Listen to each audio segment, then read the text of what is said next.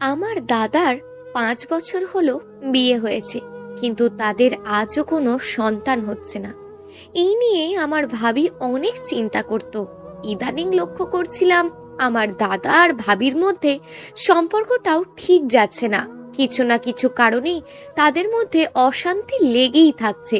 ভাবির সাথে আমার সম্পর্ক ছিল অনেক ভালো। সে আমাকে সমস্ত কিছুই শেয়ার করত, তার দুঃখ ও কষ্ট সবকিছু খুলে বলতো আমার কাছে। একদিন সকালবেলায় যখন আমি স্নান করে পোশাক চেঞ্জ করছিলাম, ঠিক তখনই আমার ভাবি আমার রুমের মধ্যে ঢুকে পড়ে। আমি ভাবিকে দেখে একটু ইতস্তত হয়ে পড়ি, কারণ আমি সেই মুহূর্তে একটা ছোট প্যান্ট পরে দাঁড়িয়েছিলাম। আমার বয়স খুব বেশি না, 18 বছর, আর আমার ভাবির বয়স 25 বছর। বয়সের দিক থেকে দেখতে গেলে আমার ভাবি আমার থেকে অনেকটাই বড়। ভাবি রুমে ঢুকে দরজাটা বন্ধ করে দেয়। আমি তাকে বললাম, আরে ভাবি, দরজা বন্ধ করলেন কেন? তখন ভাবি বললেন, আমি তোর কাছ থেকে একটা জিনিস চাইবো, তোকে কিন্তু আমায় সেটা দিতে হবে। ভাবির সরল প্রশ্ন শুনে আমি বললাম, হ্যাঁ ভাবি, বলো না, তুমি আমার কাছ থেকে কি চাও? ভাবি বললেন, বলবো বলবো, এত তাড়া কিসে, এই তো আসলাম, এবার তো তোমার কাছ থেকে সেই জিনিসটা আমি নিয়েই যাব। এই বলে তিনি আমার কাছে এসে ধীরে ধীরে এগোতে লাগলেন। আমি ভয় খেয়ে থতমত হয়ে বললাম, ভাবি, কি চাই তোমার? তখন ভাবি বললেন, তার আগে বলো, যেটা চাইবো সেটা কিন্তু কাউকে বলা যাবে না। আচ্ছা ঠিক আছে। এবার ভাবি তার কাপড় খুঁড়তে শুরু করলো। আমি সাথে সাথে বললাম, ভাবি, এটা কি করছেন? আমার কাছে এসে আপনি তো কিছু চাইবেন বললেন, তার জন্য কাপড় কেন খুলছেন? আরে বা, কাপড় না খুললে কিভাবে সেটা দিবি? ভাবি, আপনি আসলে কি চাইছেন বলুন তো? আমি চাচ্ছি তুই আমাকে এমন কিছু দিবি যাতে আমি মা হতে পারি। ভাবির কথা শুনে আমার পায়ের তলা থেকে মাটি সরে গেল। আমি ভাবিকে অনেকটাই ভালোবাসতাম, কিন্তু তাই বলে তার সাথে এরকম কিছু খারাপ কাজ করব, এরকম মানসিকতা আমার কোনোদিনই ছিল না। আমি বললাম, ভাবি, এটা কখনোই হতে পারে না। আমি ওরকম ছেলে না ভাবি, আপনি ভালো করেই জানেন, আর এটা আমি আপনার কাছ থেকে আশা করিনি। আমি আপনাকে অনেকটাই ভালোবাসি, কিন্তু এভাবে না, একটা বোনের মতন করে ভালোবাসি আপনাকে। তখন ভাবি বললেন, আমি এত কথা শুনতে চাই না, তোকে যেটা চাইলাম তুই সেটা আমায় দিবি কি না বল। না ভাবি, আমি এটা কখনোই করতে পারবো না, মরে গেলেও না। রাফি, যেটা চাইছি দে, না হলে খুব খারাপ হবে। ভাবি, আপনি যাই বলুন না কেন, আমি এরকম কাজ কখনোই করতে পারবো না আপনার সাথে, কারণ ভাইয়া আমাকে অনেক বিশ্বাস করে, আর আমি তার বিশ্বাসটা কখনোই ভাঙতে পারবো না। কিন্তু আমার কথা শুনে ভাবি বললেন, তুই ভালো করেই জানিস আমি কি করতে পারি। তুই যদি রাজি না হোস, তাহলে এই বাড়ি থেকে তোকে চিরদিনের মতন বের করে দেওয়ার ক্ষমতা কিন্তু আছে আমার। আরে বোঝার চেষ্টা কর, এতে দুজনেরই ভালো, এতে আমার সংসারটাও বেঁচে যাবে, আর তুইও মজা পাবি। তুই যখন চাইবি আমার কাছে আসতে পারবি, আমি বাধা দেব না। আমি ভাবিকে বললাম, ভাইয়া আপনাকে কত ভালোবাসে, আর আপনি শেষে কিনা ভাইয়ার সাথে ধোঁকাবাজি করতে চাইছেন। ছি, আপনার এই কথাগুলো বলতে লজ্জা করছে না?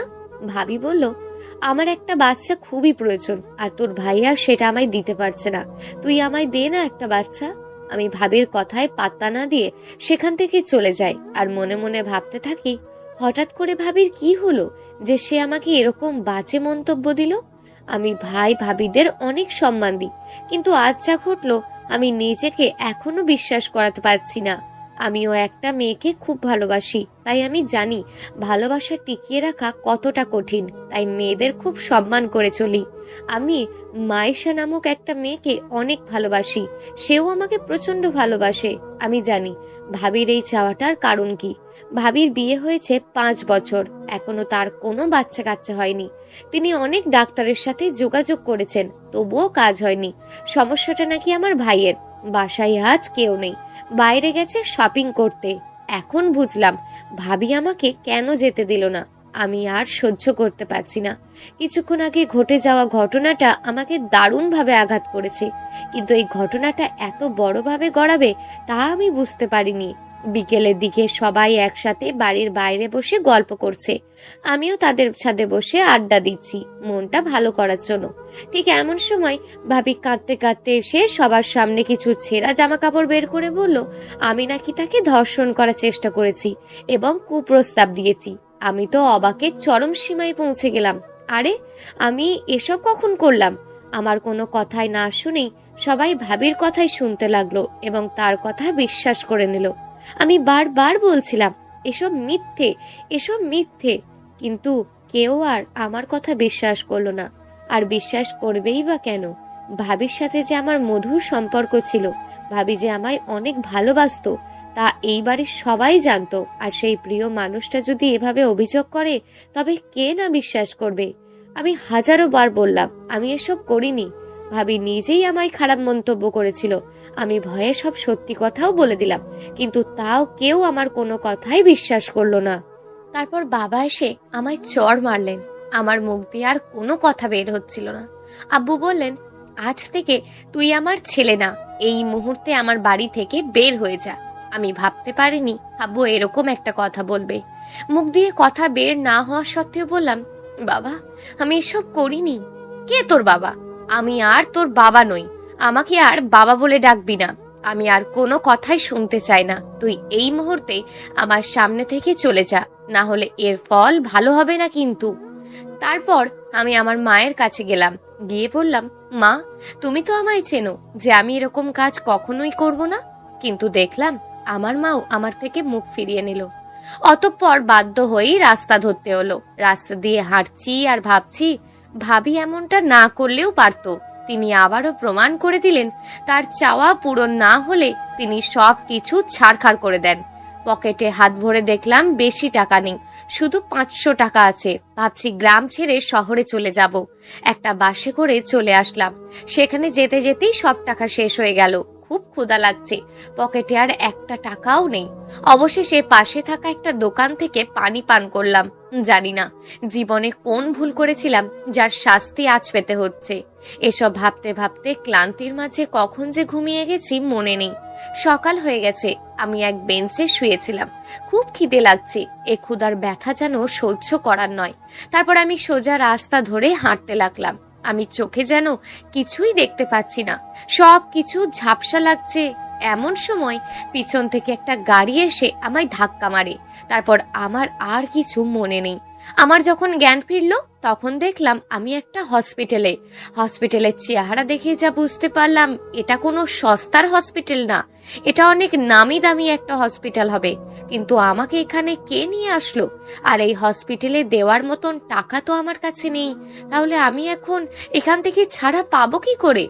কেবিন থেকে বেরিয়ে আমি একটু ঘোরাঘুরি করে হসপিটালের বিল মেটানোর জন্য গেলাম এবং সেখানে গিয়ে জানতে পারলাম কেউ একজন আমার সমস্ত বিল এবং ওষুধের খরচ দিয়ে দিয়েছে। আমি ভাবতে লাগলাম কে আমার এত উপকার করলো? এই অচেনা শহরে কে আমার পাশে এসে দাঁড়ালো? এসব ভাবতে ভাবতে আমি আবার কেবিনে গিয়ে শুয়ে পড়লাম। কিছুক্ষণের মধ্যে আমি ঘুমিয়ে গেলাম শরীর অসুস্থ থাকার কারণে। ঘুম থেকে উঠতেই বুঝতে পারলাম আমার মাথায় কারোর হাত। পাশে দেখি একজন ভদ্রলোক আমার মাথায় হাত বুলিয়ে দিচ্ছে। আমি তড়িঘড়ি করে ওঠার চেষ্টা করলাম, কিন্তু সেই ভদ্রলোক আমাকে দেখে বললেন বাবা তুমি এখনো সুস্থ হওনি পুরোপুরি, তুমি শুয়ে থাকো। আমি অবাকের শেষ প্রান্তে পৌঁছে গিয়ে জিজ্ঞেস করলাম আপনি কে আঙ্কেল? আপনাকে তো ঠিক চিনতে পারলাম না। আর আমি এখানে এলাম কিভাবে আঙ্কেল? আমি যে কিছুই বুঝতে পারছি না, আমাকে একটু বুঝিয়ে বলবেন? বাবা আমি তোমাকে চিনি না, কিন্তু আমি একজন অফিস কর্মচারী। আমি আমার নিজের কাজে যাওয়ার সময় রাস্তায় দেখলাম অনেক মানুষের ভিড়। পরে ওখানে গিয়ে জানতে পারলাম একজন নাকি অ্যাক্সিডেন্ট করেছে, কিন্তু সেখানে কোনো মানুষই তাকে হসপিটাল নিয়ে যাওয়ার জন্য এগিয়ে আসছিল না। তাই সেই মুহূর্তে আমি তোমাকে এখানে নিয়ে আসি চিকিৎসার জন্য। এবার তুমি আমাদেরকে বলো বাবা তোমার বাড়ি কোথায়, তোমার পরিবারের লোকজন কে কে আছে, তাদের ফোন নাম্বারটা দাও, আমি কল করে তাদের জানিয়ে দিচ্ছি তারা যেন তোমাকে এসে নিয়ে যায়। আঙ্কেলের কথা শুনেই আমার চোখ দিয়ে টপ টপ করে জল পড়তে লাগলো। আঙ্কেল আমার মুখ থেকে জিজ্ঞেস করলেন কি হলো বাবা, তুমি কাঁদছো কেন? কিছু কি হয়েছে? আমাকে সব খুলে বলো। তারপর আমি আঙ্কেলকে বললাম, আঙ্কেল, আমার সবই আছে, পরিবার আছে, পরিবারের লোকজন আছে, কিন্তু এই মুহূর্তে এই পৃথিবীতে আমি সবচেয়ে একা। আজ আমার সবাই থেকেও যে কেউ নেই। কি বলছো এসব বাবা? আমি যে কিছুই বুঝতে পারছি না। তারপর আমি খুব কান্না করতে লাগলাম এবং হঠাৎ করে আমার মাথা ব্যথা শুরু হয়ে গেল। তাই আঙ্কেল আমাকে আর কিছু বলতে বারণ করলেন এবং চুপচাপ শুয়ে ঘুমাতে বললেন। আমিও ঠিক তাই করলাম। এর পরদিন আঙ্কেল আমাকে নিয়ে তার বাসায় যেতে চাইলেন, কিন্তু আমি রাজি হলাম না। আমি আঙ্কেলকে বললাম, আঙ্কেল, আপনি আমার জন্য যা করেছেন তার ঋণ আমি কখনোই শোধ করতে পারবো না, কিন্তু আমি আপনার বাড়ি যেতে পারবো না। আঙ্কেল জিজ্ঞেস করলেন, কেন বাবা, আমার বাড়ি যেতে কি অসুবিধা আছে? আঙ্কেল, কোনো অসুবিধাই নেই, কিন্তু আমার মন সায় দিচ্ছে না। কিন্তু আঙ্কেল আমার কথা শুনলেন না। এক প্রকার জোর করেই উনি আমাকে হসপিটাল থেকে তার নিজের বাড়িতে নিয়ে গেলেন। সেখানে যেতেই আন্টি প্রশ্ন করলেন আঙ্কেলকে, কে এই ছেলে? তারপর আঙ্কেল সব কিছু আন্টিকে খুলে বললেন। আমার সাথে দেখা, আমার অ্যাক্সিডেন্ট, হসপিটালে ভর্তি, সমস্ত কিছু আন্টিকে জানালেন। সবকিছু শুনে আন্টি বললেন, বাবা, ভিতরে আসো, আজ থেকে তুমি এখানেই থাকবে, কোনো অসুবিধা হলে আমাদেরকে জানাবে। তারপর আন্টি আমাকে অনেক কিছু খেতে দিলেন এবং একটা রুম দেখিয়ে দিলেন, যেটাতে আমাকে থাকতে দিলেন। আমি ওখানেই থাকতে লাগলাম। 2 দিন পর হঠাৎ করেই নিজের অতীত মনে করে ভীষণ কষ্ট পাচ্ছিলাম এবং ভাবির করা আমার সাথে অন্যায় ভীষণ কষ্ট দিচ্ছিল আমায়। সহ্য করতে না পেরে আমি কান্না করে ফেলি। আর ঠিক সেই মুহূর্তে আন্টি আমাকে দেখে ফেলে এবং তাড়াহুড়ো করে আমার কাছে এসে আমায় জড়িয়ে ধরে জিজ্ঞেস করে, বাবা, তুই কাঁদছিস কেন, আমায় বল। আন্টিকে বললাম, না না, তেমন কিছু না, এমনি চোখে কি যেন পড়েছে। আন্টি আমায় বলেন, বাবা, তুই আমাকে নিজের ভাবিস না, তাই না? আমি যদি তোর সত্যি সত্যি আম্মু হতাম, তুই কি কখনো আমার কাছ থেকে কিছু লুকাতে পারতিস? আমি যে একজন মা, আমি তো জানি তার ছেলের যদি কিছু হয়ে থাকে। বল না বাবা, আমায় সব খুলে বল। ঠিক সেই মুহূর্তে সেখানে আঙ্কেল উপস্থিত হয় এবং ওনারা আমার মাথায় হাত বুলিয়ে দুজনেই আমাকে সবকিছু বলার জন্য অনেক জোর করেন এবং শেষমেশ আমি আন্টিকে জড়িয়ে ধরে কাঁদতে কাঁদতে আমার সাথে করা অন্যায় এবং আমার খুব কষ্টকর অতীত সবকিছুই আমি তাদের বলে দিই। সবকিছু শুনে আন্টিও আমাকে জড়িয়ে ধরে কাঁদতে লাগলেন এবং বললেন, আজ থেকে আর কোনোদিন এটা বলবি না যে তোর মা বাবা নেই। আজ থেকে আমরাই তোর মা বাবা। এই পৃথিবীতে তোর কেউ থাকুক বা না থাকুক, আমরা দুজন সব সময় তোর পাশে থাকবো। আজ থেকে তুই আমাদের ছেলে, আমাদের নিজেদের কোনো ছেলে নেই। আজ থেকে তুই আমাদের সব, তোকে ঘিরেই আমরা বেঁচে থাকবো। আমিও আঙ্কেল ও আন্টিকে জড়িয়ে ধরলাম। তারপর শুরু হলো আমার জীবনের এক নতুন অধ্যায়। আমাকে আঙ্কেল ও আন্টি একটা ভালো কলেজে ভর্তি করিয়ে দিলেন এবং আমিও ভালোভাবে পড়াশোনা করতে লাগলাম। কিন্তু দিন শেষে সবকিছুতে খুশি হলেও আমি আমার পরিবারকে খুব মিস করতাম। রক্তের সম্পর্ককে কখনো কি ভোলা যায়? তবুও আমি চেষ্টা করতে লাগলাম সমস্ত অতীতকে পিছনে ফেলে এগিয়ে যাওয়ার। ইতিমধ্যে আমি আঙ্কেল ও আন্টিকে মা ও আব্বু বলে ডাকতে শুরু করেছি, কেননা ওনারা আমাকে নিজের ছেলেই মনে করেন। ধীরে ধীরে আমি কলেজ পাশ করি, অনেক ভালো রেজাল্টও আসে আমার। আমি মেডিকেলে চান্সও পেয়ে যাই। আমার নিজের আব্বু একদিন চেয়েছিলেন আমি একজন নামকরা ডাক্তার হব, কিন্তু ভাগ্য আমাকে কোন জায়গায় এনে দাঁড় করালো। সেই বাবার মুখ তো দূরের কথা, ছায়াও দেখতে পাই না। অবশেষে আমি মেডিকেল পড়তে দেশের বাইরে চলে গেলাম। কেটে যায় 3টে বছর। হ্যাঁ, আজ আমি একজন সাকসেসফুল ডক্টর। দেশের বাইরে থেকে আজ আমি নিজের দেশের মাটিতে ফিরে যাব। সেই সময় আগত। বিদেশে অনেক নামি দামি নার্সিং হোম, হসপিটালে ডাক্তারের সুযোগ পেয়েছিলাম, কিন্তু আমি করিনি, কারণ দুটো মানুষ আমার জন্য অধীর আগ্রহে অপেক্ষায় আছে। তারা আর কেউ নন, আমার আঙ্কেল ও আন্টি, ওরফে আমার বাবা মা। তারা চান আমি নিজের দেশের মানুষের সেবা করি, আর আমিও তাই চাই। আজ আমি দেশে ফিরবো, হ্যাঁ, আমার জন্মভূমিতে। সন্ধ্যা 6টা নাগাদ পৌঁছলাম আমার সেই বাড়িতে, যেটা আমায় এতদিন বট গাছের ছায়ার মতন আগলে রেখেছে। বাড়িতে কলিং বেল বাজাতেই মা এসে দরজা খুলে দিলেন। আমাকে দেখে তিনি চমকে উঠলেন, সাথে সাথে 2 হাত দিয়ে জড়িয়ে ধরলেন। বাড়ির ভিতরে ঢুকতেই বাবার সাথে দেখা হলো। বাবাকে সালাম জানিয়ে জড়িয়ে ধরলাম। তারপর বাবা বললেন, একটু ফ্রেশ হয়ে খেয়ে নে, তারপর রেস্ট নিস। আমি ঠিক আছে বলে ফ্রেশ হতে চলে গেলাম। ওদিকে আমার মা আমার সব পছন্দের রান্না করেছে, টেবিল জুড়ে শুধু আমার পছন্দের খাবার সাজানো। আমি ফ্রেশ হয়ে এসে টেবিলে বসতেই চমকে উঠলাম, এত খাবার! মা আমার পাশে বসে আমার মাথায় হাত বুলিয়ে দিতে দিতে বললেন, কতগুলো বছর তোকে নিজের হাতে রান্না করে খাওয়াইনি বাবা, খুব মনে পড়তো তোর কথা। আমি মাকে বললাম, আমিও তো কতদিন তোমার হাতে রান্না খাইনি মা, আমিও তো খুব মিস করতাম। বাবা বললেন, হয়েছে, মা ছেলের আদর, খাবারগুলো যে ঠান্ডা হয়ে যাচ্ছে। আমি তাড়াহুড়ো করে খেতে শুরু করলাম। সেই 3 বছর পর পুরনো একই স্বাদ। মা আজও মনে রেখেছে আমার পছন্দ অপছন্দ। সত্যি, মা তো মাই হয়, সেটা সে যেমনই হোক। খেয়ে দিয়ে রাতে শুয়ে পড়লাম। ক্লান্ত থাকার দরুন ঘুমিয়ে পড়লাম। পরদিন সকালে জয়েন করলাম আমার নতুন হাসপাতালে। দেশের মানুষের সেবা করতে পেরে নিজেকে ধন্য মনে হচ্ছে। আরেকটি কাজ আমি করেছি, যা আমার সাথে হয়েছে তা আমি চেষ্টা করেছি আর কারোর সাথে না হোক। একটা সময় আমি পাগলের মতন কাজ খুঁজেছি, কেউ দেয়নি। আজ তাই নিজের পায়ে দাঁড়িয়ে আমি অনেক রাস্তার মানুষদের কাজ দিয়েছি আমার হাসপাতালে। তাদের একটা কর্মসংস্থান জোগাড় করে দেওয়ার চেষ্টা করেছি। এভাবেই কেটে যায় 6টি মাস। বাইরে প্রচন্ড বৃষ্টি হচ্ছে। আমি বিছানায় গা এলিয়ে দিয়ে তা দেখছি। হঠাৎ পাশে থাকা ফোনটি বেজে উঠল। আমি রিসিভ করতেই আমার হাসপাতালের স্টাফ বলে উঠলেন, স্যার তাড়াতাড়ি আসুন, একটি পেশেন্টের অবস্থা খুবই খারাপ, তাকে এই মাত্র অ্যাডমিট করা হয়েছে, আপনি তাড়াতাড়ি আসুন স্যার। ও গড, যতক্ষণ না পর্যন্ত আমি পৌঁছাচ্ছি তুমি ওই পেশেন্টকে দেখে রেখো, আমি এখনই আসছি। ফোন রেখে ঝটপট রেডি হয়ে বেরিয়ে পড়লাম হাসপাতালের উদ্দেশ্যে। গিয়ে নার্সকে জিজ্ঞেস করলাম, কি ব্যাপার, কি হয়েছে পেশেন্টের? নার্স বলল, স্যার পেশেন্টের অ্যাক্সিডেন্ট হয়েছে, গুরুতর জখম হয়েছে, তাকে ইতিমধ্যে আমরা অক্সিজেন দেওয়ার ব্যবস্থা করেছি, মাথা ফেটে প্রচন্ড রক্তক্ষয় হয়েছে, আপনি একবার চলুন স্যার। নার্সের সাথে তাড়াহুড়ো করে সেই কেবিনে গেলাম। গিয়ে পেশেন্টকে দেখতেই আমি অবাকের চরম সীমায় পৌঁছে যাই, কারণ সেই পেশেন্টটি আর কেউ নয়, আমার সেই আপন ভাবি। তাকে দেখি আমার বুকের ভিতরটা কেমন করে উঠল। তাড়াতাড়ি তার কাছে গিয়ে বললাম, এ কি ভাবি, আপনার অবস্থায় এরকম কিভাবে হলো? স্যার উনি এখন কথা বলার মতন অবস্থায় নেই।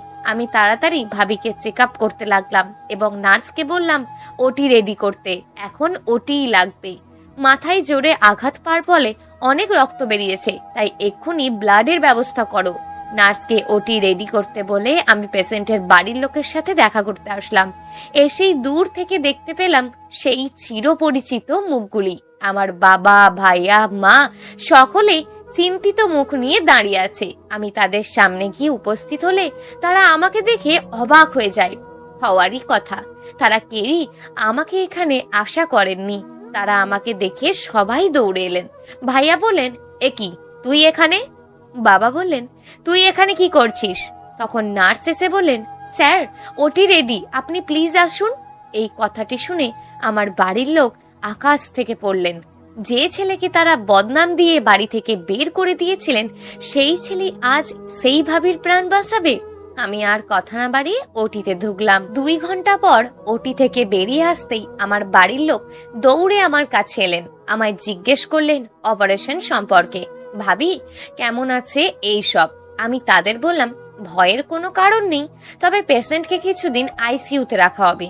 এটা বলেই আমি চলে যাব, ঠিক সেই সময় আমার ভাইয়া আমায় পিছন থেকে ডাকলেন। আমি ঘুরে দাঁড়াতেই তিনি আমার সামনে এসে বললেন, ধন্যবাদ। আমি উত্তর না দিয়ে বেরিয়ে গেলাম। রাত প্রায় 9:30। আমি শুয়ে আছি আর ভাবছি সেই পুরনো স্মৃতি। হাসপাতালে ফোন করে খবর নিলাম ভাবি কেমন আছে, কিছু অসুবিধা হলে যেন সাথে সাথেই আমায় ফোন করে, বলেই ফোনটা রেখে দিলাম। আজ চোখের পাতায় একটুও ঘুম নেই। আমার মা এসে বসলেন আমার পাশে। বাবা, কি রে, কি হয়েছে, কি নিয়ে এত চিন্তা করছিস? না মা, তেমন কিছু না। বাবা মার থেকে কিছু লোকাস না। বাবা, মার থেকে কিছু লোকাস না, বল আমায়, কিছু সমস্যা হয়েছে? মা, আজ হাসপাতালে একজন পেশেন্টের ওটি করেছি। হ্যাঁ, সে তো রোজই করিস, এতে সমস্যা কোথায়? না মা, সমস্যা নেই, তবে আজকের ওটির পেশেন্টটি কে ছিল জানো? তারপর একে একে সব ঘটনা আমি মাকে বললাম। মা জিজ্ঞেস করলেন, ওনাদের সাথে কথা বলেছিস? হ্যাঁ মা, তবে সেরকম না। আচ্ছা শোন, ওনাদের কোনো অসুবিধা হলে তুই এই বাড়িতে নিয়ে আসবি। জানি ওরা তোর সাথে অনেক অন্যায় করেছে, ওপরবালার ওপর বিশ্বাস রাখিস, একদিন ওরা নিজের ভুল অবশ্যই বুঝতে পারবে। চিন্তা করিস না বাবা, শুয়ে পড়। মা এই বলে চলে যায়। আমি শুয়ে পড়ি। পরদিন সকালে আমি হসপিটালে গিয়ে ভাবির চেক আপ করছি। চেক আপ করে বাইরে বেরোতেই আমার ভাইয়া দাঁড়িয়েছিল। আমাকে দেখে জিজ্ঞেস করলেন, ভাবির অবস্থা কেমন? আমি বললাম, এখনো জ্ঞান ফেরেনি, তবে খুব তাড়াতাড়ি জ্ঞান ফিরবে। জ্ঞান ফিরলে আপনাদের জানানো হবে। ভাই আর কিছু না বলেই চুপচাপ ওখানে বসে রইলেন, কোনো কথা বললেন না। 24 ঘন্টা পর ভাবির জ্ঞান ফিরল। নার্স আমাকে ফোন করে খবরটি জানাতেই আমি তাড়াতাড়ি কেবিনে উপস্থিত হলাম।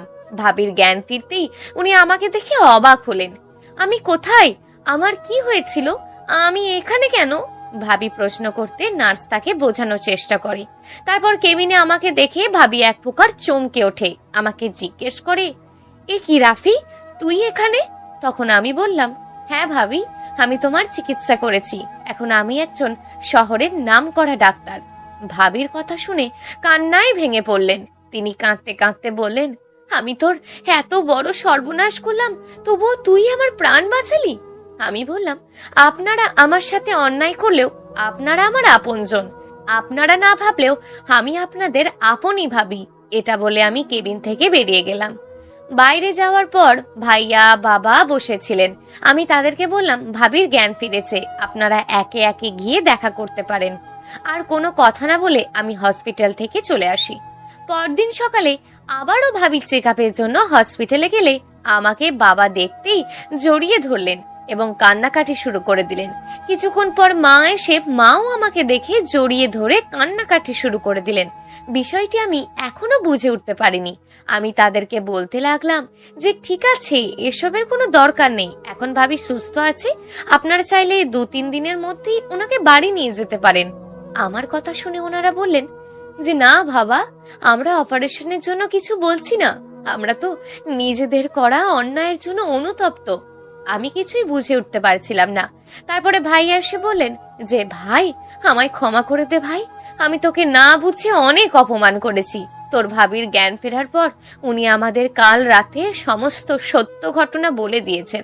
আমাদেরকে ক্ষমা করে দে ভাই। জানি যে অন্যায় আমরা করেছি তার কোনো ক্ষমা হয় না, তবুও প্লিজ ক্ষমা করে দে। আমরা আমাদের পাপের শাস্তি ভোগ করছি। আমি তাদের বললাম, পৃথিবীতে যা কিছু হয় সৃষ্টিকর্তার ইচ্ছাতেই হয়। আমি যদি ওই বাড়ি থেকে বেরিয়ে না আসতাম তাহলে আজ আমি এখান অবধি পৌঁছাতে পারতাম না। আমার তোমাদের ওপর কোনো অভিযোগ নেই। এই বলে আমি কেবিনে ঢুকে গেলাম ভাবির চেক আপ করার জন্য। ভাবিকে চেক আপ করতে গিয়ে ভাবি আমার 2 হাত ধরে খুব কান্নাকাটি করতে লাগলেন এবং বলতে লাগলেন, রাফি, আমায় ক্ষমা করে দে ভাই, আমি তোর সাথে অনেক অন্যায় করেছি, আজ তার পাপের শাস্তি পেলাম। আমি ভাবিকে বললাম, ভাবি, আপনার ওপর আমার কোনো রাগ নেই, কোনো অভিযোগ নেই, আপনি শুধু তাড়াতাড়ি করে সুস্থ হয়ে যান। ভাবি আমায় কাঁদতে কাঁদতে জড়িয়ে ধরলেন। ভাবি চেক আপ করে বাইরে এসে বাবা মা এবং ভাইয়া আমাকে ডাকলেন এবং জিজ্ঞেস করলেন আমার এই পর্যন্ত আসার কাহিনী কি। আমি তাদের বললাম, তোমরা যখন আমাকে অপমান করে তাড়িয়ে দিয়েছিলে তখন আমি অনেক কষ্ট পেয়েছিলাম। রাস্তায় রাস্তায় ঘুরে বেরিয়েছি, খাবার জন্য 2 মুঠো খাবারও পাইনি। এত কষ্ট হয়তো ওপরওয়ালা সহ্য করতে পারেনি, তাই আমাকে আবারও পরিবার থেকে বিচ্ছিন্ন করেও একটা নতুন পরিবার দিয়েছেন। আজ আমি তাদের অনুপ্রেরণায় এবং তাদের সাহায্যে এত দূর অবধি আসতে পেরেছি। আমার জন্মদাত্রী বাবা মা যা করতে পারেনি সেটা আমার পালিত বাবা মা করে দেখিয়েছেন। প্রতিটা মুহূর্তে ওনারা আমার সাথ দিয়েছেন, আমাকে নিজের ছেলের মতন করে ভালোবাসা দিয়েছেন, যত্ন করে বড় করে তুলেছেন, পড়াশোনা করিয়ে এই অবধি নিয়ে এসেছেন। এই বলে আমি সেখান থেকে বেরিয়ে চলে আসি। বাড়িতে ফিরে ফ্রেশ হয়ে বিছানা গা এলিয়ে দিতেই আমার মা এসে জিজ্ঞেস করলেন আমার ভাবির অবস্থা কেমন। তারপর মাকে আজকের পুরো ঘটনা আমি জানাই। মা শুনে বলেন ওনাদের এই বাড়িতে নিয়ে আসার জন্য এবং ভাবি যতদিন না পুরোপুরি সুস্থ হচ্ছেন ততদিন যেন এই বাড়িতে ওনারা থাকেন। আমি শুধু মায়ের দিকে অবাক দৃষ্টিতে তাকিয়ে রইলাম। এই মানুষটি এত ভালো কিভাবে হতে পারে? ওনার ছেলের সাথে যারা এরকম অন্যায় করেছিলেন তাদেরকে উনি বাড়িতে নিয়ে আসার জন্য বলছেন। আমি মায়ের কথা কখনোই অমান্য করিনি, তাই এই কথাটিও অমান্য করতে পারলাম না। পরদিন সকালে আমার ভাবি ও আমার পরিবারের লোকজনদের এই বাড়িতে নিয়ে এলাম। আমার মা, বাবা, ভাই ও ভাবি আমার এই মা বাবার কাছে হাত জোড় করে ক্ষমা চাইলেন এবং কৃতজ্ঞতা স্বীকার করলেন আমাকে এতদিন ভালোবাসা দেওয়ার জন্য এবং যত্ন করে আগলে রাখার জন্য। আমার মা বাবা তাদের কিছু বললেন না, শুধু একটা কথাই বললেন, কোনো কিছু বিচার না করে কাউকে বাড়ি থেকে বের করে দেওয়াটা উত্তম কাজ নয়, আর নিজের ছেলের ওপর বিশ্বাস হারানো একদমই উচিত না। পূর্ণ দিক দিয়ে বিচার না করে সিদ্ধান্ত নেওয়া উচিত না। ওনাদের কথা বলার মাঝে আমি খেয়াল করলাম বাবা, মা, ভাইয়া, ভাবি ছাড়াও একজন ওখানে উপস্থিত হয়েছে, কিন্তু তার মুখটি পর্দা করা, তাই আমি তাকে চিনতে পারিনি। আমি ভাবলাম হয়তো কোনো আত্মীয় হবে, তাই আর কোনো রিয়াক্ট করিনি। আমার এই মা বাবার কথাই আমার নিজের মা বাবা, ভাইয়া, ভাবি অনেক লজ্জা বোধ করলেন এবং অনেক ক্ষমা চাইলেন। রাত্রিতে সবাই একসাথে খাবার দাবার শেষ করে যে যার রুমে শুতে গেলাম। এমন সময় পর্দা পড়া মেয়েটি আমার হাত ধরে ফেললেন। আমি ভয় পেয়ে তাকে জিজ্ঞেস করলাম, এ কি, আপনি কি করছেন? আমার হাত ধরছেন কেন? ছাড়ুন, কেউ দেখে ফেললে আবার আমার খারাপ ভাববে। ঠিক তখনই ওই মেয়েটি নিজের মুখের পর্দা সরিয়ে নিলেন এবং আমি তাকে দেখে অবাকের শেষ সীমানায় পৌঁছে যাই, কারণ ওই মেয়েটি আর কেউ নয়, আমার সেই পুরনো ভালোবাসা। আমি তাকে দেখা মাত্রই আমার হাত ছাড়িয়ে নিলাম। মাইশা আমাকে দেখে কাঁদতে লাগলেন এবং কাঁদতে কাঁদতে বললেন, রাফি, আমাকে ক্ষমা করে দাও। তখন আমার অন্তত তোমাকে বিশ্বাস করা উচিত ছিল, কারণ তোমার তখন সব থেকে কাছের মানুষ ছিলাম আমি। আমি বললাম, যখন ভাগ্য সাথ দেয় না তখন কাউকেই আর কাছে পাওয়া যায় না। আমার তোমাদের কারোর প্রতি আর কোনো অভিযোগ বা রাগ নেই। অনেক রাত হয়েছে, শুয়ে পড়ো।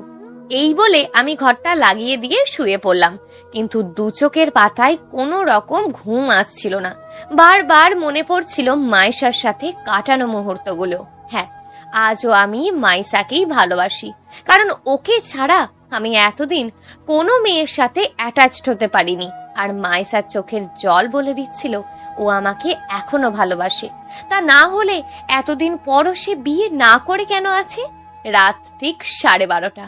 আমি মায়ের সাথে দেখা করার জন্য ওর রুমে উঁকি দিতেই দেখি মাইশা জেগে আছে এবং আমাকে দেখে ফেলে। মাইশা আমার হাত ধরে ভিতরে নিয়ে যায় এবং বলে, ভালোই যদি না বাসো তাহলে এত রাতে কেন এসেছো আমাকে দেখতে? আমি আর থাকতে না পেরে মাইশাকে জড়িয়ে ধরে ফেলি এবং বলি, এখনো আমার জন্যই অপেক্ষা করো? বিয়ে করনি কেন এখনো? মাইশা কাঁদতে কাঁদতে বলল, কি করে করি বলো? তোমাকে ছাড়া যে আর কাউকে ভালোবাসতে পারিনি। তুমি চলে আসার পর তোমাকে অবিশ্বাস করলেও আমি তোমাকে কখনোই ভুলতে পারিনি। প্রতিটা রাতে আমি তোমায় মিস করেছি, তোমায় অনেক মনে করেছি।